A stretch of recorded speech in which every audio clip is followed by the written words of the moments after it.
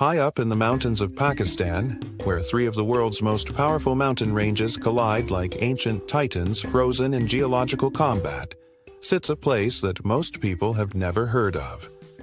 While tourists flock to Nepal's Everest Base Camp or India's Ladakh, there's another mountainous wonderland hiding in plain sight. Gilgit-Baltistan, a region roughly the size of England, contains 5 of the world's 14 peaks over 8,000 meters, including K2, the second highest mountain on Earth. Yet you can live here comfortably on just $500 a month. But here's the thing that blows your mind when you first arrive. This isn't just about cheap living in some remote wasteland. We're talking about a place where ancient Silk Road traditions still govern daily life, where polo matches happen at 12,000 feet above sea level, and where the local hospitality is so intense that refusing a third cup of buttered tea might actually offend your host's ancestors. This is where geography carved out cultures so unique that neighboring villages speak completely different languages, where women run businesses while maintaining thousand-year-old traditions, and where the cost of a decent meal is less than what you'd pay for a single coffee in Manhattan. The numbers alone tell an incredible story. While a basic apartment in any major Western city starts at $1,500 per month, a decent room in Gilgit City costs around $50. A hearty meal of chap churro, the local meat pie that has become legendary among backpackers, costs about $1. $50. Internet that's fast enough for video calls runs about $15 monthly. Transportation on the famous Karakoram Highway, one of the world's most spectacular roads, costs pennies per mile. But the real story isn't in these numbers. It's in understanding how this pricing creates a completely different way of experiencing life. When you wake up in Gilgit City on your first morning, the sound that greets you isn't traffic or construction noise. It's the rushing of the Gilgit River, fed by glacial melt from peaks so high they create their own weather systems. The air carries the scent of wood smoke from tandoor ovens where bakers have been working since 4 a.m., preparing fresh naan bread that costs about 20 cents per loaf. The morning call to prayer echoes off canyon walls, mixing with the sounds of shopkeepers opening their stores and the clip-clop of donkeys carrying supplies through streets too narrow for most vehicles. Your $50 monthly room might be in a traditional house with thick stone walls designed to withstand earthquakes and extreme temperature variations. The windows frame views of mountains that would cost millions to overlook in any developed country. The bathroom might be shared, but the water comes from springs that flow directly from glaciers, so pure that locals drink it without any treatment. The heating system probably involves a wood-burning stove that requires you to learn the local art of keeping a fire burning efficiently through sub-freezing nights. The landlord, who probably speaks at least 4 languages fluently, might invite you for tea on your first day. This isn't just politeness, it's a cultural assessment. He's figuring out whether you understand the social rules that make community living possible in an environment where cooperation can mean the difference between life and death during harsh winters. The tea ceremony itself involves protocols that would confuse a Japanese master. The number of cups offered, the formality of the serving process, and your responses communicate volumes about your social status and cultural awareness. Gilgit-Baltistan occupies a position that's almost impossible to comprehend until you see it on a map. This region sits at the convergence of the Himalayas, Karakoram, and Hindu Kush mountain ranges, creating what geographers call the roof of the world. To the north lies China's Xinjiang province, separated by passes so high that crossing them requires acclimatization and specialized equipment. To the west, Afghanistan's Wakhan corridor stretches like a finger pointing toward this mountain kingdom. To the east, India's Ladakh region shares disputed borders that have remained frozen in geopolitical ice for decades.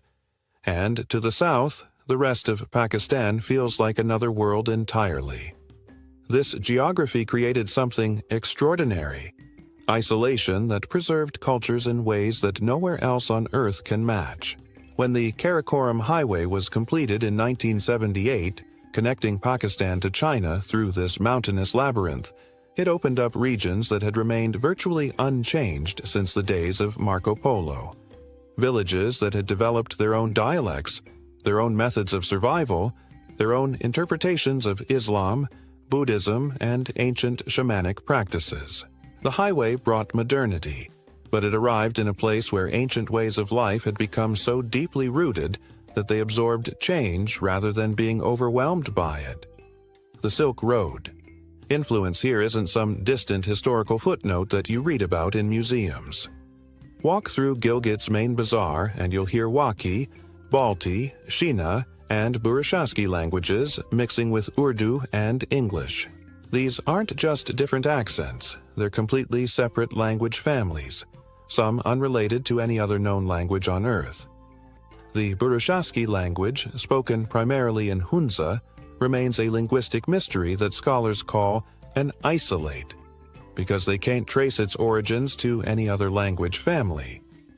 This linguistic diversity reflects something deeper about how geography shaped human development here.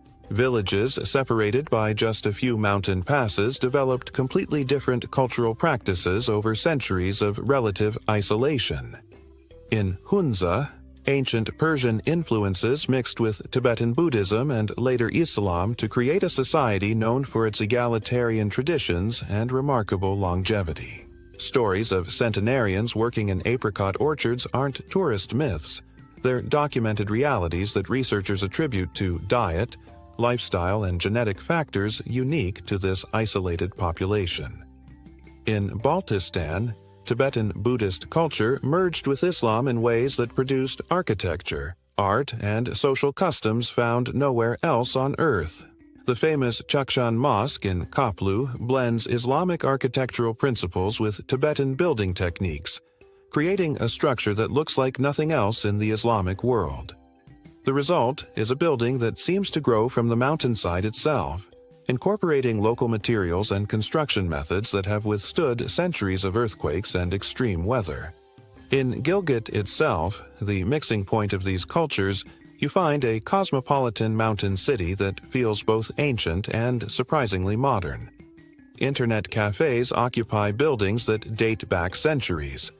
Modern medical facilities operate alongside traditional healers who use medicinal plants that grow only at specific altitudes. Banks equipped with satellite communications serve customers who might pay for transactions with bags of dried apricots during certain seasons.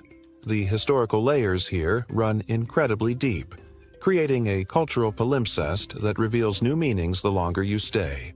These mountains witnessed Alexander the Great's armies struggling through passes that are still treacherous today with modern equipment. Buddhist monks established monasteries along trade routes, leaving behind rock carvings and stupas that you stumble across on casual hikes. The petroglyphs scattered throughout the region represent thousands of years of human passage, depicting everything from ancient hunting scenes to Buddhist symbols to Islamic calligraphy. Islamic armies brought new architectural styles that adapted to extreme mountain conditions, creating building techniques that modern engineers still study. British colonial officers played the Great Game here, using local rulers as pawns in their strategic competition with Russian expansion. Each wave of historical change left its mark, but the mountains themselves remained the dominant force shaping daily life, creating continuities that stretch back millennia. Living in this environment requires a completely different relationship with geography than most of the world experiences. In Gilgit City, the growing season is short but incredibly intense. Local farmers have developed techniques for growing vegetables at altitudes where many plants simply can't survive. They've mastered the art of terraced farming on slopes so steep that tractors can't operate, creating agricultural systems that look like giant staircases carved into mountainsides. Traditional methods of preserving food for winter survival have evolved into sophisticated systems of drying fruits, fermenting vegetables, and storing grains that put modern preppers to shame. Walk through any village during harvest season and you'll see rooftops covered with apricots laid out to dry,